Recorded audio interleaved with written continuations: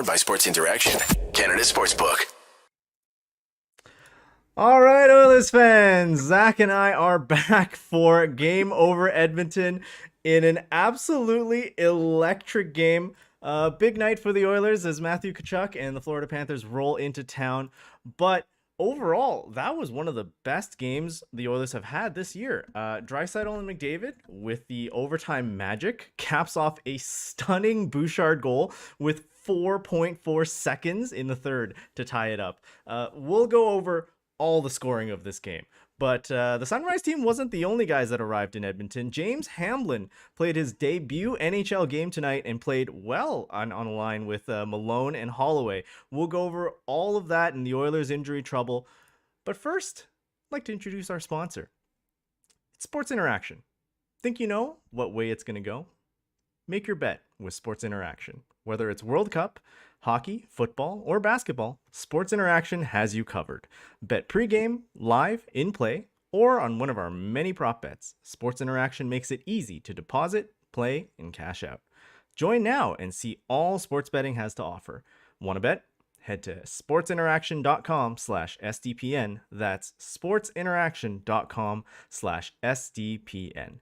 19 plus. Please play responsibly. Zach, I know you are absolutely itching to get into this. We joined this Zoom call, and the first thing we did was laugh for 5 seconds straight. What a game. What a goal. What an absolute goddamn event. I think everyone here in chat, I'm so thankful you guys are here. As you can tell, we're shaken with excitement here. Thank you so much, MGD, coming back. Handshake line. Hey, well, welcome. Zach, do you want to kick us off with just the goals in this game? I don't even know where to start. They come in, and before the game starts, you have all the injury issues, right? Ryan McLeod, a key player in the last game, out of the lineup. Warren Fogle, key player in the last game, out of the lineup. They're missing Yamamoto. They're missing Evander Kane. That's 4 of your top 9 skaters, right? You could kind of hear the excuses before the game. They had just gone on a hard road trip in New York. They had only gotten back for 1 or 2 nights, and then they're going right back on the road. I was playing a loss in my head. I was just planning. And when Tkachuk comes out on the ice and you just hear the Oilers fans start booing him, like, I don't know. I don't even understand the boos for Tkachuk, to be honest with you. Yes, I get he was a rat and he was, pretty greasy when he played in Calgary. But, like, the Oilers bested him at every single point in his Flames career. Was there ever a game that Matthew Tkachuk played in a Flames jersey against Edmonton where he took the W? He was embarrassed every single time. The guy took more L's than the actual Flames did. Like, he hit Tkachuk or hit Cassian twice in one game. I appreciate that because, reignited the Battle of Alberta, whatever. But I didn't understand the booing. Like, I get it. You don't like him. And his first goal, Darnell Nurse, I don't know what he was doing on that goal, gets down, kind of half blocks the shot, beautiful kick pass right to Matthew Tkachuk, who taps it right in. And full respect to Tkachuk. What a beautiful celebration. Oh my God. The ear to the hand to the crowd. Rogers Place boos rain down on you. You could tell he was drinking it up, right? Oh, that like, full respect for that celebration. Game respects game, 100%. You said Matthew Tkachuk is a rat. MGD, Dylan in the chat, he's a turtle. Matthew Tkachuk just riles fan bases up, and that's what he feeds off of. I know what you're thinking. Like, Rogers Place, why don't we just throw him off his game? Maybe cheer him for some reason. That would throw him off. But exactly. Hey, you gotta hate who you gotta hate, man. Mm-hmm. There's something about Matt Tkachuk that is just his face is so punchable, Yeah, of course. His mannerisms just insane. That we want to see, like, Calgary. We want to see them fail. But I also now, through some transitive property, just want to see Matthew Tkachuk get embarrassed. It's amazing what this, like, he's like a Marchand light now. Yes. It's insane. he's one of the few players that you just know when the boos are coming down, that's when he's in his element. And we don't have that Evander Kane to come in and put him back in his place, right? Nothing's going to happen to him. He enjoys it. He embraces it. That makes him better. And you just knew, like, he was around it all night. Make no mistake. Skinner had some fantastic saves on Kachuk late in the game, right? Like, Kachuk played good. But yeah, like that was, he did get a lucky bounce off the block shot from Nurse. Nurse didn't play fantastic. The Oilers overall in the first period, I would say they came out really slow. The best chance I thought was when James Hamblin came down and passed it right to Evan Bouchard for that shot, and it was a great save by Spencer Knight. But it's funny, I think it was Jason Adams' tweet that the worst Corsi for percentage, the three Oilers who had it were Draisaitl, McDavid, and Nurse, right? So we were in the twilight zone in that first period. They came out, got outscored, and then we move on. But what do you think of the first? I mean, you're right. Nurse with that first play was pretty rough, but I think he absolutely picked it up right afterwards. Nurse and CC as a first pairing, that's what we got right now. And in the second period, in the third period, I think they did so much better that they don't deserve to be ragged on. Right now, I think Darnell Nurse is finding his element again. And he's in this slight transition phase where there's some mistakes where he's trying to do a little bit too much. He could have he absolutely could have let Stu just take that shot. I think Stu was locked in. He was absolutely focused on it. There was no need to go down and try and block it, and it ended up in the back of the net because of it. But by the end of the game, you saw Nurse making smart plays. You saw him wheeling out of the zone when needed. You saw him recouping with CC when required, especially on that one rush. I think it was Kachuk again when he was just streaking down. They just pinched him off. Nice, clean, smart plays. Yeah, It's one thing about defensemen. When they do the right, smart thing in the defensive zone, you don't notice it. You just say, all right, that was a clean break on an offensive chance. We're going back the other way. They did pretty well, I think, for the second and third in this game. The first, a little shaky. Absolutely. I think the first period was when our third and fourth line had to draw up energy. Because our third line with Hamblin, with Malone, they were actually rocking. I think Holloway was only there for a little bit, a few games, but they were juiced. They brought the juice to the Florida Panthers, and that reinvigorated the rest of the team. All you could expect and more. All you could hope for with that fourth line was just to put some pressure on in the offensive zone and not give up a goal. They did all of that. It looks like they all combined only played about 10 minutes exactly each, right? They weren't on the ice a lot. But when they were creating positives, right? They weren't a detriment. And MDGs in the chat said, "What did you think of the kid line? Holloway, Malone, and Hamblin." I wouldn't consider Malone much of a kid. Malone's not really a kid, but hey, man, we'll give it to him. It was awesome to see Hamblin have his NHL debut. Like, let's just get out. We actually discussed, it was a trending topic today, but we discussed it a couple of weeks ago in Game Over, James Hamlin's story, and we were talking about possible call-ups, if you remember. And it was awesome to see him get his debut, and awesome to see him play well in his debut. One guy I really like on Twitter, at B Curlock, he says he follows the Condors, and he says James Hamblin has everything in his toolbox to be the next Yanni Gourde. So that to me really excites me. Someone who watches the Condors constantly saying that and knows systems really well. It's really exciting to see Hamblin, and that's his first game. There are jitters, right? And if he can just build on this and play better and better, it'd be absolutely awesome to see. Like, I'm looking forward to see him get some consistent time.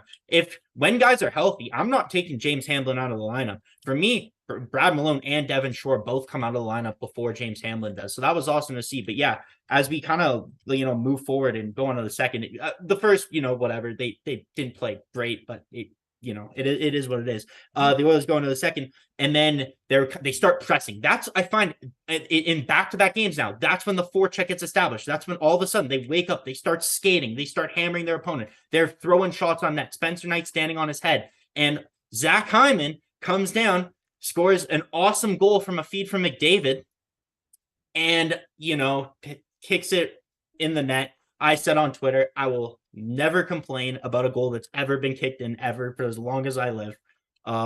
So yeah, what do you think about that goal? Honestly, you give and you take, right? Like, we saw that happen before. I mean, yeah, it's hard to say that it wasn't a kick. I think we give it to the refs. That was a good call. But You're right. In that second period, it started to pick up. The only thing that was, a little bit of a rough spot was that Malone took a cross-checking penalty, and it Yeah. was a weak one. Like, I think Hornquist sold it quite a lot. Went down, stayed down. It looks like you want to jump in on this one, so I'll let you do that before I we was move just gonna on. say, you can continue, but Malone puts himself in that situation, right? He lets Hornquist have the ability to Sell it. embellish that, right? Because he cross-checks him once, gets away with it, and does it again, and that's when it's called, right? That's always how it's been. You get the warning, you get whatever. But yeah, you can continue. I think Malone put himself. Both penalties were kind of undisciplined, right? Even the Nurse one at the beginning with Gudis. It's funny that one. Could have, I think, in any other situation would have been a 4-on-4. They were both roughing, but because the Oilers had just had that 5-on-3 in the first, which they didn't score on, the refs. The roughing in this game was very interesting. It seemed to the Oilers, they get screwed on a call that should the no goal at the end, the what's it called, the The high stick. stick, yeah. Yeah. Oh, all of a sudden, too many men on the Panthers. I noticed it was very even and very segmented, the calls. One call, the other call. One call, the other call. It was game management at its peak. So I mean, the too many men, to be fair, we're jumping ahead, but the too many men, to be fair, on review was pretty evident. Oh, yeah, right? Like, he jumped, the sixth man jumped on the ice, totally. went back up. But as an Oilers fan, how many times at the end of the game have we seen that close call where the puck goes, hits a skater on the bench, and they let it go all the time, right? Like, True. it's one of those things. Like, I don't think that the Oilers get that call if they weren't in the situations that were with the penalties prior, right? Like, I think the refs, they were balancing the calls. Okay, the Oilers didn't score, but I knew at this point when I thought they were losing, when the Oilers didn't score on that power play with like 5 or 6 minutes left in the game, that the Panthers were going to get a power play. Like, the refs balanced it out. It was game management again. It was game management. Yeah. It's fine. It's how the NHL is, and will always be, right? So we can sit here and yell about it. But the fact is, the heart-stopping nature of this team, the only team that goes, I swear to God, they do it on purpose. They try to make the game harder for themselves. I don't understand. Why can't you just, let's come out, pot your goals early, a little bit of pressure pressure early, you win 3-0, and it's easy. But they oh my God, I make just don't it exciting. Make it exciting by getting an early lead and holding it, right? Don't make it exciting by doing whatever this game was, because if you keep doing this, Zach and I are gonna have heart attacks. We have to watch every game this season. Going back to the second period, right? We have that chance. Hyman kicks it in, fine. Verhaeghe takes a slash on Puljujarvi. I think Puljujarvi, at this stage, I mean, we have no one else, so we put him on the first line. But I think Hyman did play better on the first line today. That's good. I just to say, sorry, but Jesse on the first line, I like. In this situation, they're injured. It makes sense. You don't want to have Draisaitl, McDavid, Hyman all on the first line. And with your injuries already, you're really overexposing yourself lines 2 through 4, right? So I get that they played really well. Even as well as they played, I still would tend to stray away from that and put Jesse back there, even though I do like him in a third line role. But anyways, Dennis, continue. But yeah, just going over, I mean, Hyman and McDavid seem to have this connection, right? Like, I understand totally that there's a little bit of, spreading out the lines. We don't have a lot of units right now, so let's go ahead and spread out what we have. But yeah, Hyman finding McDavid with that 100-foot pass. The Panthers were just sleeping on the best player in the world. They just left him open. You feel for Spencer Knight on that one. Yep. Just a beauty. Just how many times do we watch McDavid score on that type of breakaway and we just go, yeah, that's McDavid. We see that every week. Seen it a million times before. It was a beautiful goal. On to the next one, Yeah. And then, that going into the third, tied 1-1, we all thought, this has been a good game. This is an entertaining game to watch. The third period, wow, that's when things absolutely blew up. I mean, Kulak took a slapper, went off Hyman straight to Barry. Barry's gonna bury that one. Just swept it in. What was he doing there, though? That's my question. Like, what? Draisaitl, awesome.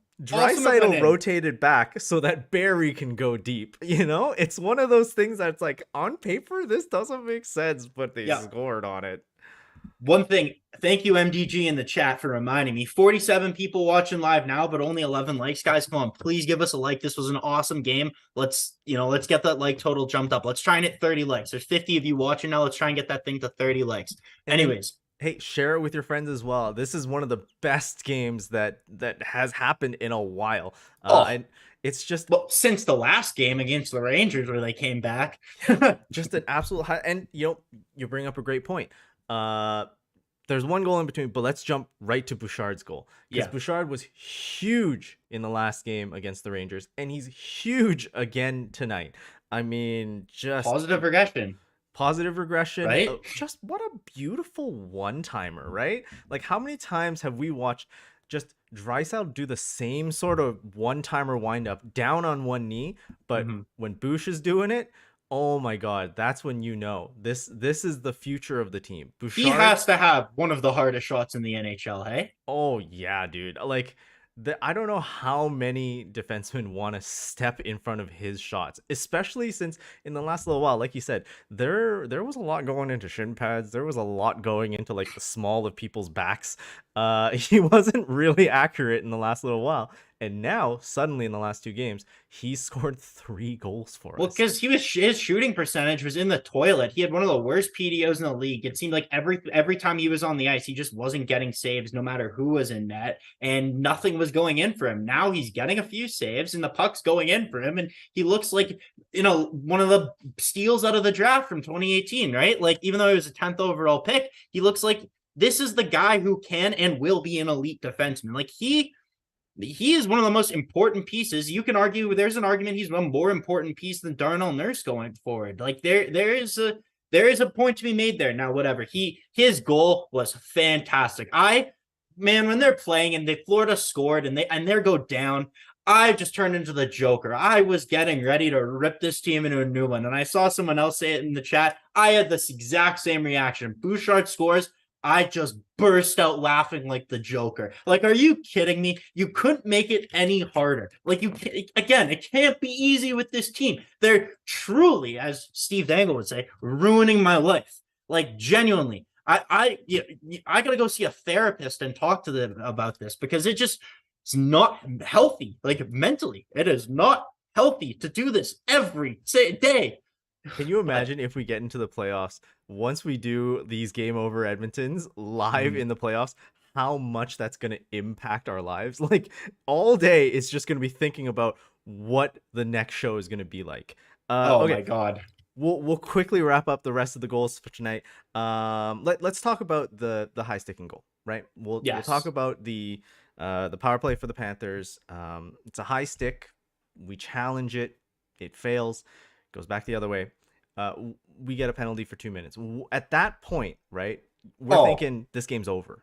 How was it not dead in the water there? Like, you had the odds. Not only did you have you lose that heartbreaking decision where I think everyone across the board thought that wasn't a goal, right? Everyone in their heads is thinking, the stick is above the crossbar. It's not going to be a goal. I thought it wasn't a goal. I tweeted out, no way that's a goal. I saw everyone. No one even thought to think, oh no, because he didn't get it on net, it has to be, it's the shoulders that's your barrier. It's not the thing. Yeah.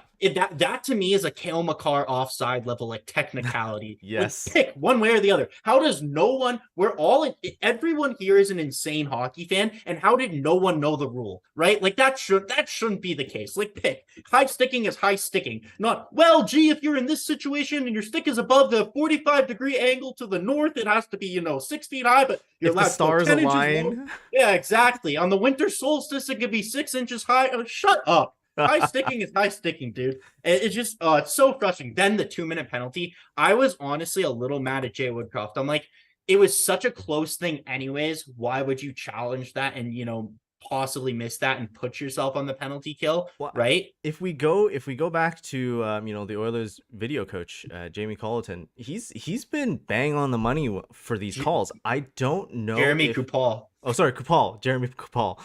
Colleton was the Blackhawks head coach for a while. My bad. All good. He's usually right on the money with these. Oh my God. So I don't know if if Woody took his advice or if this was just an immediate reaction on the bench, because you could see that, Woody tried to challenge earlier and the refs almost seemed to ignore it, and they wanted to move on. So Woodcroft had to just motion back like, hey, no, like, I want to challenge this. So I don't know if it's partially just the speed of the game that was going on. They wanted to drop the puck again, and we had to make a split-second decision, or if it was actually something that was well reviewed, and they went, okay, no, this is definitely something we should challenge. We'll never know the answer, but we'll never know. It's interesting that you bring that up. That's a very good point, to be honest. I didn't even think of it like that. So yeah, I didn't even think of it like that. But nevertheless, it's all a moot point anyways, correct? Because Evan Bouchard gets us to overtime, and then in overtime, doesn't even matter. I full disclosure, before overtime started, I had already written down in my notes Oilers W, whatever. I started getting set up for the broadcast. It doesn't matter. No team. It's free. No team. Like, if I'm the other team, I just go to the dressing room. What is the point of taking that face off? You see Sam Bennett fall down in the corner. Nurse sees Sam Bennett fall down in the corner, shoots it up to McDavid. Draisaitl, back of the net. Oh my God. That absolute magic. Nick Selfish, he was not. Nick Selfish, he was not. Passes it right to Draisaitl for the beautiful goal. OT winner. Like, this team, this team, they're so good. They're so talented. Like, man, they're so good. We don't go to OT that often. Like, that's the only thing. If we kept going to OT, teams have to be like, all right, what do we do? Let's just double mark McDavid. Like, play with two defensemen on the ice. Honestly, like, what are you doing? But wasn't it Turtle who fell? Oh, it was Kachuk who fell. Yeah, I mean, it come in 20 seconds before the overtime ended. I came right here. I didn't watch it again. It's so tough, right? Like, once you see all that open ice, just when you have 29-97 on the ice, that's their just absolute, that's their zone. That's their ice surface, and no one is going to take away from that. And Nurse is, because he's played so much with both of them, Nurse just knows at the right times when to pull back, when to look for open lanes. Both Draisaitl and McDavid know how to cycle and find these passing lanes for Nurse, and it's just an easy snap win for the Oilers in overtime. We mentioned, we spent a lot of time talking about the goals. We mentioned the Oilers are in some injury trouble. It's tough, right? We have Yamo go down. He's in IR right now, but it's retroactive. So it'll be interesting to see if he goes on the next road trip, right? Then we'll know how close he is, right? So yeah. I mean, people are saying 1 to 2 games maybe, because he's skating on the ice, he's at the practices. That might be someone who's coming a little bit closer, but it really hurts that Ryan McLeod is down. Right. Yeah. He's apparently caught something in the leg during the end of the Rangers game. I genuinely had no clue what was wrong with Ryan McLeod. His absence, the only time I felt it evident tonight, because I mean, he played fantastic in the last couple games, but for the prior 10, he wasn't, on his game or wasn't playing as well as he necessarily could be. But his absence was really noticeable when that second power play unit was out, especially the first time when they were out. They have no transporter. So Jesse dumps it in, and it's a game of puck retrieval. And the Oilers this year have not been good at retrieving pucks in board battles. I know you're on a power play, so you do technically outnumber the team 5-4. But it's still, that power play wasn't that good. If it was me, if I was the coach, which I don't know enough to be the coach, I would make Dylan Holloway that transporter, right? He's probably the second best skater, or the third best skater behind McLeod and McDavid, and he can skate. He has hands. It's when he's, maybe not when he's put in a situation where he needs to be like out strength and battle the opponent. Yeah. That's when you see, like, it's coming, and you just got to age and grow and mature and whatever and gain some mass, but that comes with time. But that's where I would use Dylan Holloway. I would have had him at center, because he's played center earlier in the year and he played fine. I would have put him at 3C over Shore. Like, you are in injury trouble. You're missing skilled guys. Like, play your guys. If Holloway has a turnover and a mistake, like you've had a million guys make mistakes in games past. What's the difference if it's Dylan Holloway or if it's Janmark or Hyman McDavid? Everyone's been having giveaways. We have an opportunity to put Dylan Holloway in a situation to succeed. Like, let's just try it. Like, look, there's no harm to it, and I get it. But to me, I actually am curious. How much ice time did Devon Shore get tonight? 9:27. So he did end up playing. He played 2 seconds less than Dylan Holloway. And as the 3C, he I could see him coming out. I was disappointed Tyler Benson wasn't in the lineup, to be honest with you. I was thinking when he came up he would also be in the lineup, especially given how injured the Oilers are right now. But it seems like there's still a little bit of sheltering for Holloway. I wonder if that's why he's getting, protected a little bit. But from all the post-game interviews, it seems like Holloway is not a guy that gets discouraged. This isn't like a Jesse Puljujarvi situation from a couple years back. Holloway seems like the type of guy that just goes for it. He's always happy. He's always chipper. When he scored his first NHL goal, he was cool as a cucumber. Like, there's something about Holloway, and it almost, I hate saying this, but it's almost like a young guy that has the maturity of more of an adult, right? He has made mistakes, and he, of course, when you do, you feel bad, but you don't have to staple him to the bench, because I think right now he's mature. He's at a point where he realizes, with the support of Draisaitl, with the support of everyone else on the team, Evander Kane, that things happen, right? Yeah. Things happen. Keep going at it, kid. And he's fully embraced that mentality. I think you're right. Throw him on, give him a little bit of center time. The one fear is that as a center, you're also now thinking defensively, right? You have to keep your mark. He's done it before, not at an NHL level, but give him a shift or two, especially if it's a lower stakes. It's the end of a game. He played center earlier this year. It was just a 4C, and he probably only played like 7 minutes because earlier in the year Jay Woodcroft wasn't playing him. But he was a center in college. We know that he can play center, and we're in a situation where if he can succeed there, why not? Take a shot, let him see. Another guy who I personally thought stood out to me, and he only played 11 minutes, got 11 minutes of ice time, was Philip Broberg. I really liked the pairing at the beginning with him and Bouchard. Broberg, you almost forget how good of a skater he is. And when you see him transport the puck up the ice, it actually really helps the Oilers with their breakouts. It was something they were struggling with earlier, and having another guy on the back end who is an above average skater really, really, really helps. I would love to see Philip Broberg get elevated to that 15-minute a game mark, play 4 or 5 more and bring Darnell a bit down in minutes. I think that would help both of them a ton, because like you said before, it was a great point. Darnell Nurse, when he tries to do too much and when he has too much responsibility and all that kind of stuff. And he's a great defenseman. I love Darnell Nurse. I have his jersey. He overthinks and he overcomplicates and he gets himself out of position. He ends up making a dumb play. But if you can lower his ice time, make him focus a little more on what he needs to do, I think that'll benefit both of them instrumentally. And in turn, obviously, if your left side significantly stronger, you're going to play a lot better, because Nurse and Broberg, both elite skaters, Broberg and Bouchard, they complement each other very nicely. You can see in the defensive zone there's definitely a lot of like head turns. Okay, where are you? Where am I supposed to be? They got caught last game. They didn't get caught this game for a goal against. Yeah, they played really well. I think in a limited sample size. It's just when the pairings have been shuffled as much as they have so far this season, it is tough, right? You want these defensive pairings to start to gel, and once they do, they just know where each other are, right? It's the same thing that we saw when Smith was out this year. When Smith, who's so good at playing the puck, he can just absolutely handle some of the dump ins, and that takes so much pressure off our defensemen. And now you saw with Stu, especially today, when he was going for those icing calls that weren't really icing calls, the defenseman had to hustle back, had to take a hit to make the play.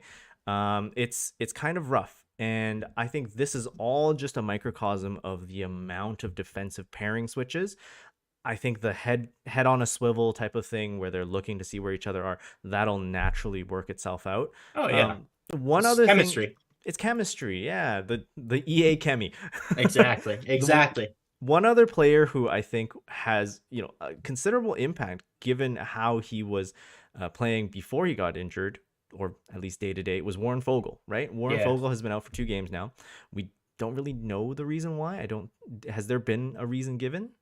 Well, he missed this game. He got injured in a game, whatever happened against the Rangers. I'm not sure. One thing I just want to say quickly, because there was 52 people watching one more time, I just want to say, get us to 30 likes. Let's go. This was an awesome game, and we're going to hang out with us. Give us your points in chat. We want to break it down with you. This is an interactive show, but we love having you here. We love breaking down games, especially games like this, games where Warren Fogle did not play. No disrespect to Warren Fogle, but this was a fun game. No, but Fogle, he was a great stopgap. He stepped up. He played awesome on that second line left wing. I think whether you have Fogle there, and Fogle, again, whether I can give him, I want to give him all the credit in the world. He scored goals. He played fantastic. But what Warren Fogle should be doing, and what you want from Warren Fogle when you have an ideal lineup, is you want him to drive. You want him to drive a depth line, and that's something that he wasn't doing, and he frankly hasn't done so far this year. All of his goals, I want to say, came on a line with Leon Draisaitl,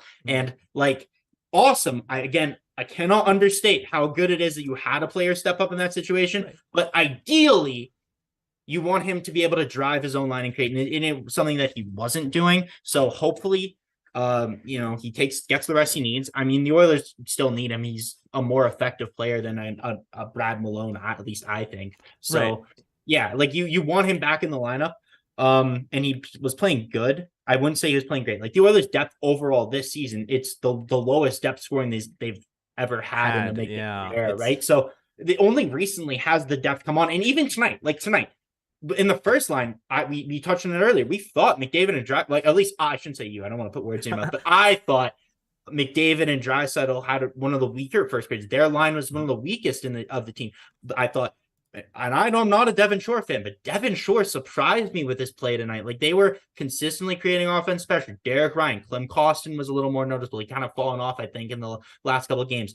James Hamblin, Malone, Holloway line, you got everything. If you could get consistent performances like this from your bottom six day in and day out, you're going to win a lot more games than you're not. Even if your bottom six doesn't score, as I said this before, but as long as they don't leak goals.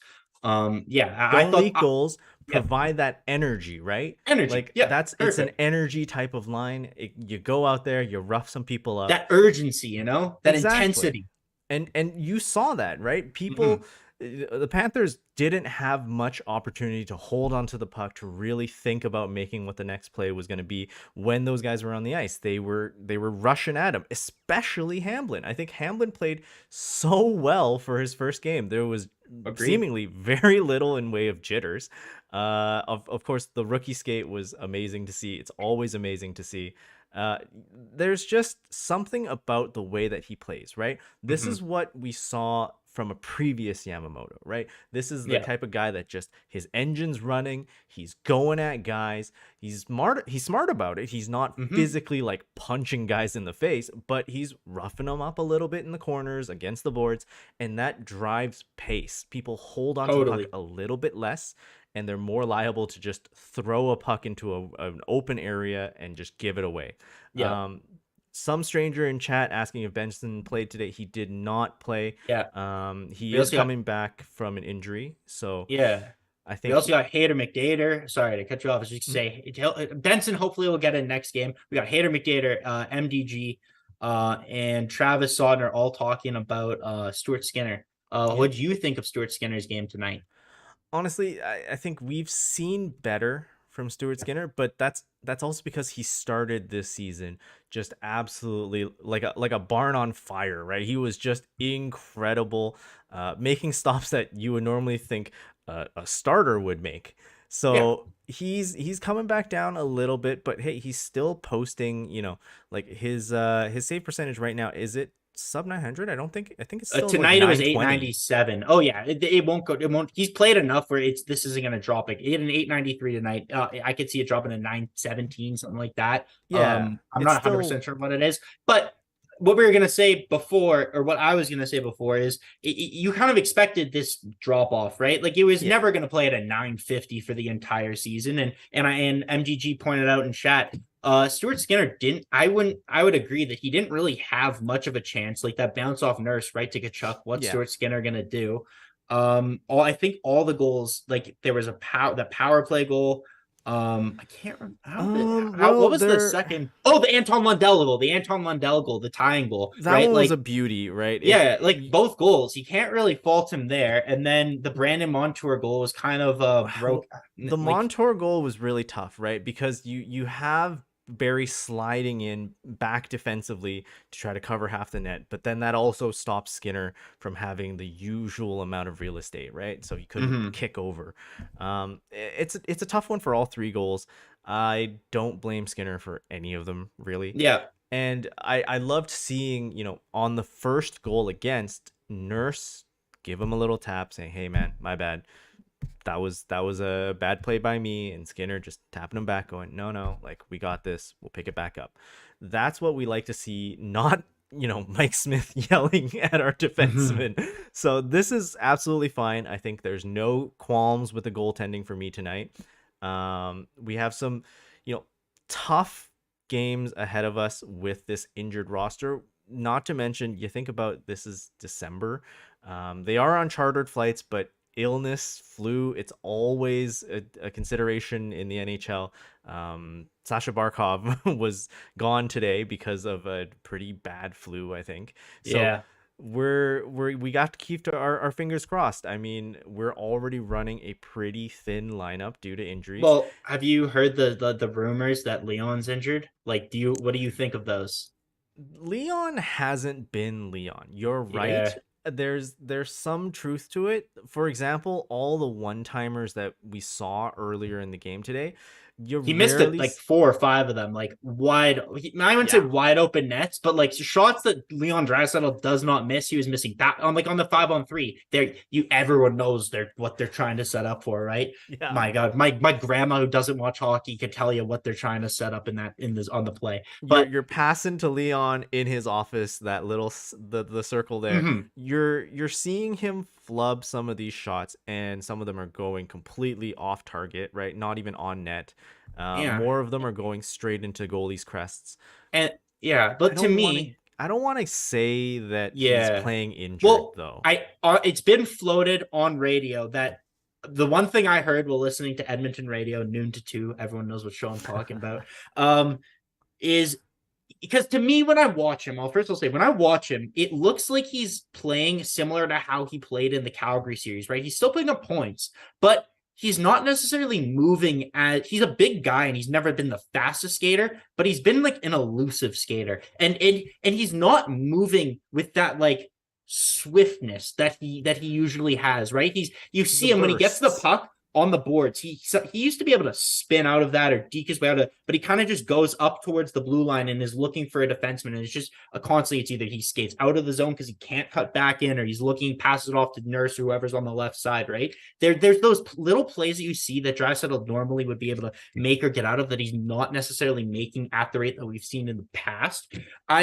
It's really tough to say, because now that he is playing back-to-back games starting on McDavid's line, it leads me to believe that theory that he is playing hurt a little bit more, because they're trying to make his life easier. They're not making him play center, and we knew he was injured in Calgary. Everyone knew he was injured, and that's why they did that. So I've heard the argument, no, they're just trying to spark the 5-on-5 offense. Both McDavid and Draisaitl were struggling 5-on-5 for the last 5 whatever games, and they're trying to just change it up, do something different. But there's also that segment of people who believe, no, Leon's there because he's injured, and I think it lends credence that he started there tonight, because you are missing a center. You would think that you would want to put Leon back at center, but they didn't.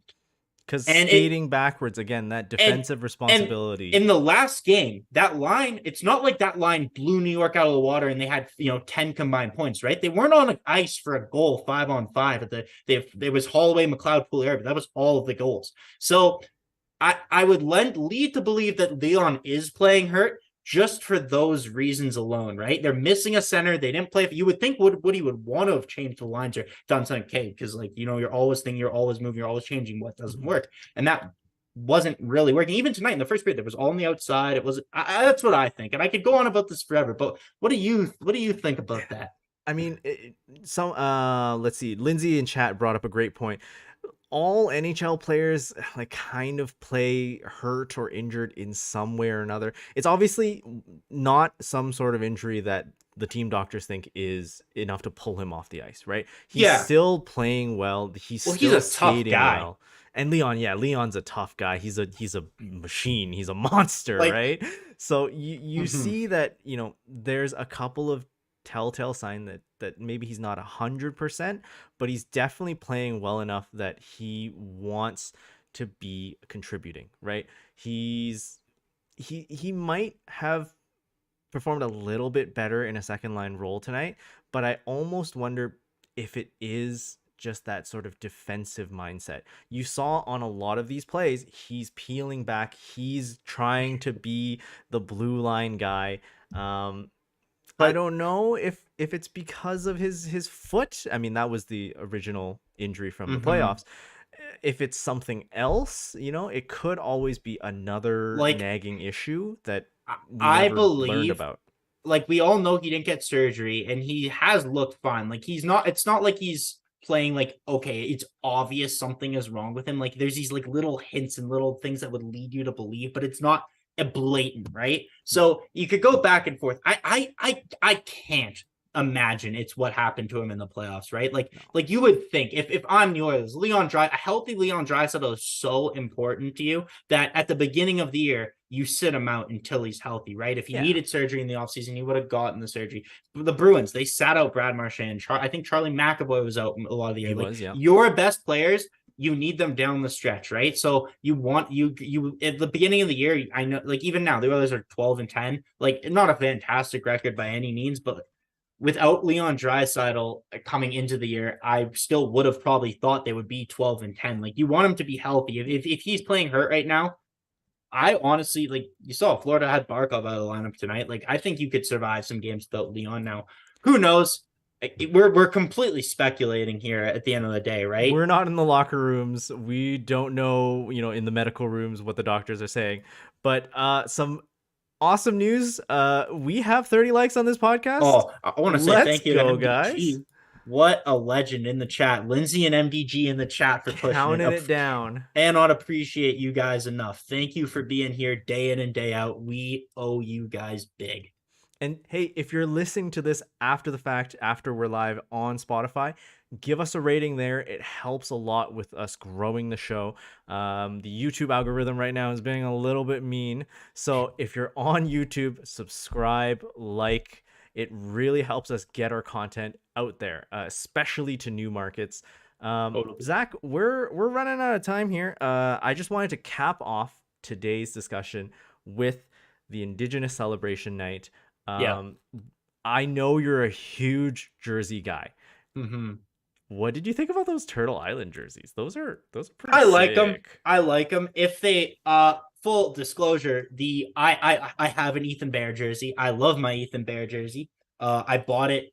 I think he played about 5 games as an Oiler, or he was traded. Or no, he was traded in July 1st. I bought it. I think I bought it, and then he never played a game as an Oiler, which really sucked. Yeah. But anyways, I love the Turtle Island stuff. I thought they looked really sharp. The logo itself to me is what really stood out. The logo is sick. And that's why I love the McFarland jersey, right? Because it's just different. Like, the Oilers are one of those teams, no matter what way you color it, every single jersey, no matter anything, it's always that same logo. And to have something different like that, it's awesome. It looks sharp. I would love to see that, like, on that away jersey behind you, swap out the Turtle Island logo. I think it would look absolutely phenomenal. So I would love to see something like that come back, I mean, it's also by, an Edmonton Indigenous artist, Lance Cardinal.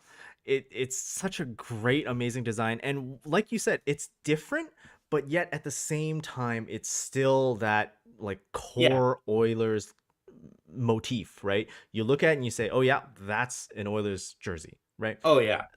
for that reason, I'm gonna say I'd love to cop one of those over the reverse retro. I think I would love to have you brought up the McFarland jersey. I would love to have a Turtle Island jersey just because I was around for that reverse retro, or I was around for the original McFarland jersey. I'd take that logo, but Turtle Island jersey, that's the jersey of the year for me. They're gonna auction off those jerseys. You can go cop yourself a warm up worn McDavid jersey if you want. I don't know. I don't know if I can afford a McDavid. I'll go with like a Costin. James Hamlin. I think Hamlin's is gonna be a little pricey. You're right. Brad Malone. That's gonna be the cheapest one. Brad Malone. There we go. Yeah, absolutely. An amazing jersey, a great cause, just a fun night, great pregame ceremony. I love nights like this. They're always fun when they bring something together, whether it's hockey nights, fights cancer, indigenous night, whatever. They're all a blast. I think Edmonton, that's one thing I will give OEG credit for. They know how to put on a spectacle. Like I think the way they host their nights, like, credit to them. They're really good about it. Like I believe the Oilers are the only market that does give a land recognition before every single game. I want to say I live in Calgary. I haven't been to a game this year, full disclosure, but I don't remember ever seeing one here. I think it's tough to say. Usually I don't tune in to other Canadian market games. Definitely the US market, there's no chance. But in the Canadian market, I think there's only a handful of times that I've watched a non-Edmonton game from beginning to end, and I don't think I saw a land acknowledgement. Yeah, but could be wrong. We're just going off nothing. Yeah, we're Edmonton fans. Sorry to all the other Canadian markets. Van does it also at MGD says in chat. So yeah, there you go. Good for them. Exactly. But yeah, I think it's an amazing jersey. Like you said, if we could put it on a shoulder patch, or if we could put it on just another section of the jersey, a little controversial. I mean, the Royal Blues came out. I'm gonna say Turtle Island jersey over the Royal Blues. A Turtle Island third or fourth jersey is like something I like. Replace, like, I own one of them, but replace those god awful like navies they wore in the playoffs. Oh like, yeah, I'd rather Turtle Island over that. Yeah, like they look like the pajama jerseys. The Taylor Hall rookie like 10-11 jersey, with the copper and navy blue, is just so weird. That's kind of what those remind me of. Yeah, I think the Turtle Island logo is super cool. I really like that logo. I hope at some point we get to see some sort of actual jersey where they wear it in play. Absolutely. And with that, we're going to wrap up our show for tonight. Next game is against the Chicago Blackhawks at 7:30 Mountain Time. And Avery has that one. So we will see you guys next, I believe, Thursday with Zach and I. And Avery will have the show on Wednesday. Thank you so much for being here, guys. Be sure to like the podcast. If you're listening on Spotify, Apple Podcasts, give us a review. Subscribe on YouTube to the SDPN YouTube channel. Helps a lot. Thank you so much for watching, guys. And let's play La Bamba, baby. Let's go. Good night. Have a good Game over! Powered by Sports Interaction, Canada Sportsbook.